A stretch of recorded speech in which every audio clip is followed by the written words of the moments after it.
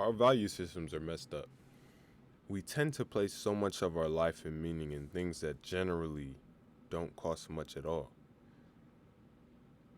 Real things of value are the things in life that we got for free. A great example of this misplaced appreciation and gratitude is within our appreciation for those around us and even ourselves. Friends and family are things that come to us without any cost at all, yet seem too often to be replaced with material with high subjective value.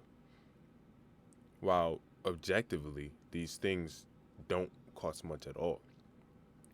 Like, if we think about how we value even like our phones and things that we're willing to pay like thousands of dollars for, typically these things cost maybe 100 times less than their market value to create. Like, our phone probably costs like $1.50 to make, and we bought it for $800. And if our value is only placed on these replaceable, mundane, hardly valued things all through our life, then it's constantly subject to change. If we think about it, the only things in life that are truly grounded, the things that we can appreciate and they'll be the same and they'll be there as long as they are, as long as they possibly can be, without being replaced, are our friends, family, and ourselves. You can't just go out and buy a new friend. You can't go out and buy a new family. Those things are irreplaceable, but yet they came to us for free. It's almost like we're setting so much of our own foundation on material things that are easily replaced. And that makes our value system subject to too much change, and it makes who we are and what we're invested in subject to so much ambiguity, because we're failing to posit enough of ourselves in something that's, actually going to be there. If we're constantly, you can't love your phone. Like, you can't just be like, oh yeah, I'm so appreciative of this phone right here, and then go and buy a whole new phone. It's kind of, I feel like that sort of, replacing something you're supposedly valuing so much is constantly telling us to, rethink or reestablish our value system with something newer.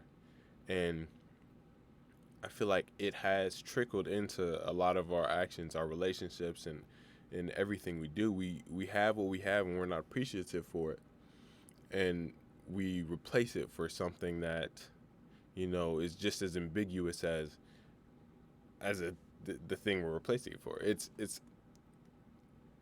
an endless cycle that if you don't stop, you're just going to be a part of until you come to the realization that you have to appreciate some of the stuff that's given to you for free.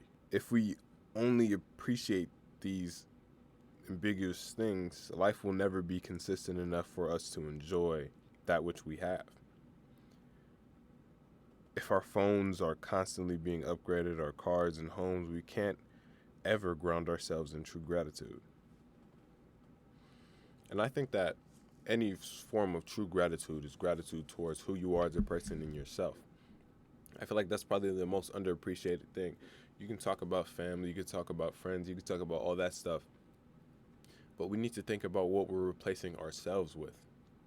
What we're replacing our conscious effort, our conscious time, our presentness, our wholeness, our what we are, what we're replacing that with. Are we limiting our expression, limiting who we are by adopting things we see on the internet, or falling victim to a trope from social media or propaganda telling you how you should be and how you shouldn't, and you're listening because that's what you value, rather than valuing who you are as a person, regardless of any societal stimulation. One of the most prominent things is the self, is who we are. It has the most value because even when it's altered, even when it tends, even when it bends, even when it's, being ambiguous, it's still us. Regardless of how I change my personality, my identity, how I look, to me, this is myself. It's going to be the self no matter what. That's a thing we have always. So why not posit enough gratitude and appreciation for yourself to the point where you can appreciate changes you go through? Because a lot of us are really over analytical of our own change and growth. We view as if we're leaving ourselves behind, but in reality, you can never leave yourself behind. You are always yourself. You're always going to be yourself, and you're always going to be yourself in this moment. Who we are is us. So why not place all possible value within what we will always have with us? Material and other things are not a representation of who we are. Rather,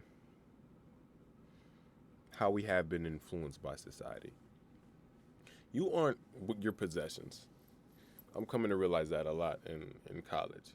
Because in high school, you look at people with a lot of money or have a lot of shoe game or whatever they have, and we assume that they're of high value. Their character is high value. When in reality, who they are is not, you know, contingent on them having this value or having wealth or having any of these things. Who we are externally and inside has nothing to do with, what we possess. Now, circumstances and environments can impact how you develop, but they're not integral to your being, is what I'm saying. Like, I'm coming to realize that, like, it doesn't matter what you have. It really doesn't. As long as you posit yourself as someone you can appreciate or exist in this world and you are a good person that should be appreciated, then you will get that appreciation. A lot of people are beginning to, like, see the value in people rather than the value in what they have or what society has told you to, or what we've been indoctrinated to look for in terms of things to appreciate. They want us entrapped within the physical so that we neglect the parts of ourselves that we cannot see. They want us looking at our external appearance, our possessions, our material, in order to keep us grounded in a reality that's so bent on consuming. And the more we look into the self, the more we appreciate what we have within, the more we realize how individual we are, how connected we are at the same time. And once you get this individualization, we're able to better understand others and ourselves and the way the world works around us.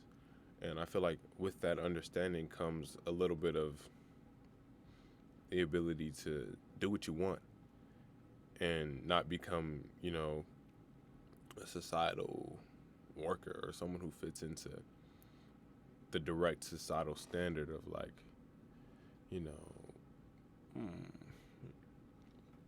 some dead-end job that you'll never get out of, something like that.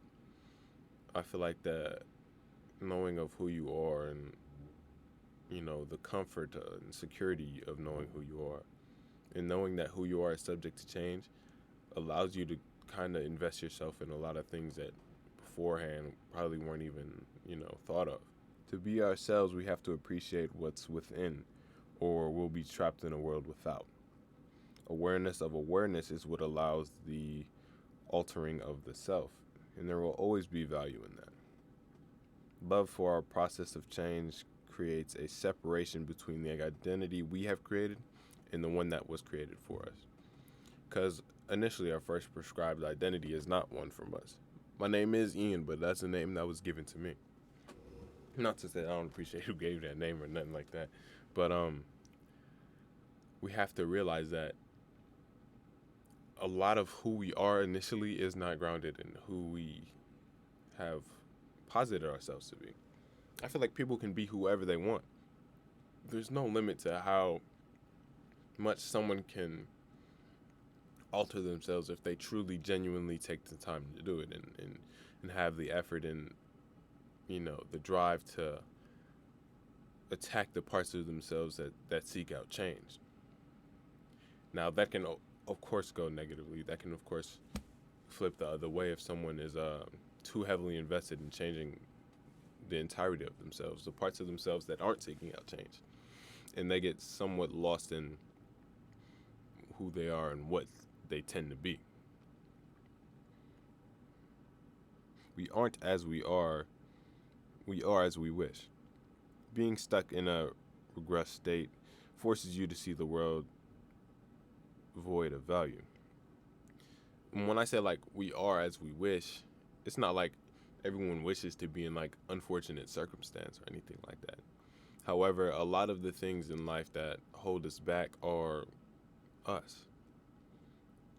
We place mental barriers on things. We set stigmas against things. We have expectations that are somewhat too high even for ourselves. We set expectations for ourselves, the world around us. And we live by these false expectations when in reality, nothing matters. It's simply is as it is. Nothing's really valuable. It is as it is. And value in and of itself is something that has to be given. Appropriating to a societal standard of value is kind of stripping you of your freedom to enjoy what you want to enjoy and be who you want to be.